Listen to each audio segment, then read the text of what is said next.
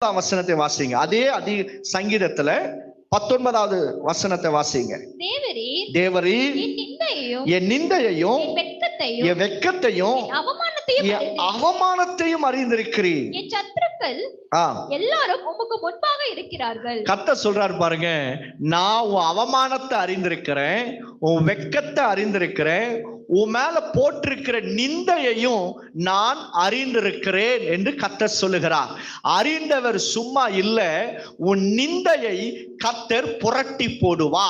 உன் அவமானத்தையும் வெட்கத்தையும் கர்த்தர் புரட்டி போட்டு உன்னுடைய முகத்தை பிரகாசிக்கிறவர். அதனாலதான் அவர் அறிந்திருக்கிறார். நீங்க எந்த இடத்துல அவமானப்பட்டீங்க, எந்த இடத்துல உங்களை நிந்தித்தார்கள், நம்ம மேல போடப்பட்டிருக்கிற நிந்த, அவமானம், கிளேசம், வெட்கம், இவைகளை கர்த்தர் மாற்றி போட்டு ஆண்டவர் சொல்லுகிறார், என் ஜனங்கள் ஒருபோதும் வெட்கப்பட்டு போவதில்லை. கையை மேல விட்டு சொல்லுங்களேன், என் ஜனங்கள் ஒருபோதும் வெட்கப்பட்டு போவதில்லை.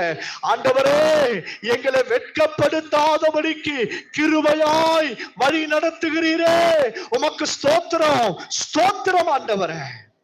அவரை பாவத்தை அறிந்து என்னை பரிசுத்தப்படுத்துகிறார். என் வெட்கத்தையும் நிந்தையையும் அவமானத்தையும் அறிந்து என் முகத்தை பிரகாசிக்க செய்கிறார். அடுத்தது என்ன அறிந்திருக்கிறாரா பாருங்க. 44வது சங்கீதம் 21வது வசனத்தை வாசிக்க கேட்போம். 44:21. தேவன் அதை ஆராய்ந்து விசாரியாதிருப்பாரோ? இருதயத்தின் அந்தரங்கங்களை அவர் அறிந்திருக்கிறாரு. உன் இருதயத்தில் அந்தரங்கத்தில் இருக்கு பாருங்க எண்ணங்கள், இவைகளை கர்த்தர் அறிந்திருக்கிறார். அவருக்கு முன்பாக இருளும் அந்தகாரப்படாது. அவருக்கு முன்பாக எதையுமே நம்மால மறைக்க முடியாது. உன் இருதயத்தின் ஆழத்துல இருக்கிற அந்தரங்கங்களை கர்த்தர் அறிந்திருக்கிறார். He knows your secrets. என்னதான் சீக்ரெட் வைத்திருந்தாலும் சரி, கர்த்தருக்கு அதை தெரியும். சில நாட்களுக்கு முன்பாக நான் ஒரு ஜெப கூட்டத்தை நடத்திட்டே இருந்தேன். ஒரு அம்மா அங்க உட்கார்ந்து இருந்தாங்க, ஹஸ்பண்ட் அண்ட் ஒய்ஃப் வந்திருக்கிறாங்க. நான் அவங்க போன்ல இருந்த பாஸ்வேர்ட் சொல்லிட்டேன். ஜோம் பண்ணிட்டு, உன்னுடைய போன்ல இருக்கிற பாஸ்வேர்டு இப்படின்னு சொன்ன உடனே அவங்க ஹஸ்பண்ட் கையை தட்டி, பிரதர் எனக்கும் தெரியாது, தேங்க்யூ ஃபார் த ரெவலேஷன் அப்படின்றார். கர்த்தருடைய பிள்ளைகளை, ஆழங்களை கர்த்தர் அறிந்திருக்கிறார். அதுதான் நம்ம ஆண்டவர் எடுத்திருக்க ஸ்பெஷாலிட்டி. என்ன தெரியுமா? ஆழங்களை அவர் அறிந்திருக்கிறார். நீங்க இந்த சமாரிய ஸ்திரீ இருக்கா பாருங்க, அவர் ரொம்ப டீசென்டா ஆண்டவர் இடத்துல அப்ரோச் ஆகிறா. உங்ககிட்ட நீங்க யோவான் 4:10 வாசிங்களேன். யோவான் 4:10. யோவான் எழுதின சுவிசேஷ புஸ்தகம் 4வது அதிகாரம் 10ஆம் வசனம் வாசிங்க. இயேசு அவளுக்கு பிரதியுத்தரமாக, இயேசு அவளுக்கு அந்த வசனத்தை நல்லா கவனிங்களேன். இயேசு அவளுக்கு பிரதியுத்தரமாக, நீ தேவனுடைய ஈவையும் தாகத்துக்கு தான் என்று உன்னிடத்தில் கேட்கிறவர், தாகத்துக்கு தாமா என்று கேட்கிறவரை இன்னார் என்பதையும் அறிந்திருந்தாயானா, இன்னார் என்பதை நீ அறிந்திருந்தாயானா நீயே அவரிடத்தில் கேட்டிருப்பாய். நீங்க அடுத்தடுத்த வசனத்தை கவனித்தீங்கன்னா, அந்த ஸ்திரீ சாதாரணமானவள் அல்ல. கடைசி நாட்களில் கர்த்தர் எங்க வருவாருன்னு தெரியும், யூதர்களுடைய காரியங்கள் தெரியும், அந்த அம்மாவுக்கு வரலாறு தெரியும், எல்லாமே தெரியும். ஆனா இந்த முன்னாடி நிக்கிறவர் இயேசு என்கிறது தெரியாது. ஆனா இயேசுக்கு என்ன தெரியும்? சமாரியா ஸ்திரீயே, உன்னை குறித்த எல்லா டீட்டெயிலும் அவருக்கு தெரியும்.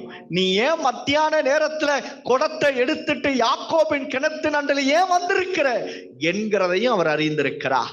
உன் பர்சனல் லைஃப்ல உன்னை ஏமாற்றிட்டோ அல்லது திருப்தி அடையாமலையோ 5 புருஷர்களை நீ வைத்திருந்த, 6வது ஒருத்த வீட்டுல இருக்கிறான், அவனும் உன்னுடையவன் அல்ல என்கிறதையும் அவர் அறிந்திருந்தார். இது சொன்ன மாத்திரத்தில் அவர் சொல்றாரு, நீ தீர்க்கதரிசியோ? ஐயோ, நான் மேசியாவை கண்டேன் என்று ஊருக்குள்ள போய் எல்லாருக்கும் சொல்லி எல்லாரையும் கொண்டு வந்துட்டா. கர்த்தருடைய பிள்ளைகளை, he knows your secret. அவருக்கு உன்னுடைய அந்த ரங்கங்கள் தெரியும், உன் இருதயத்தின் ஆழம் தெரியும். உன் இருதயத்தின் ஆழத்துல அந்த ரங்கத்துல நீ என்ன காரியத்துக்காக வேதனைப்படுகிறாய், எதுல துடித்து கொண்டிருக்கிறாய், எதுல நீ சிக்கொண்டிருக்கிறாய், எதுல விழுந்திருக்கிறாய், கர்த்தருக்கு தெரியும். அவருக்கு மறைவாக ஒன்றையும் நம்மால வைக்க முடியாது. அதனாலதான் சொல்லுவேன், அடிக்கடிக்கு ஆண்டவருடைய சமூகத்தில் போய் விழுந்துடு, தகப்பனே வேதனை உண்டாக்குற வழிகள் என்னிடத்துல உண்டு, உண்டோ என்று அல்ல, உண்டு, அவைகளை எனக்கு மன்னியும். சொல்லுங்க, கையை வைத்து சொல்லுங்க, கர்த்தாவே வேதனை உண்டாக்கும் வழிகள் என்னிடத்துல உண்டு, என்னை மன்னித்தருளும், விடுதலையாக்கும். ஆமென். இந்த சங்கீத புஸ்தகத்தை பார்த்தீங்கன்னா பாடலாவும் பாடலாம், இவைகளை ஜெபமாவும் நீங்க வைத்து விண்ணப்பிக்கலாம். அப்படிதான் சங்கீதக்காரன் எழுதி வைத்திருப்பார். அவர் ஆழங்களை அறிந்திருக்கிறார்.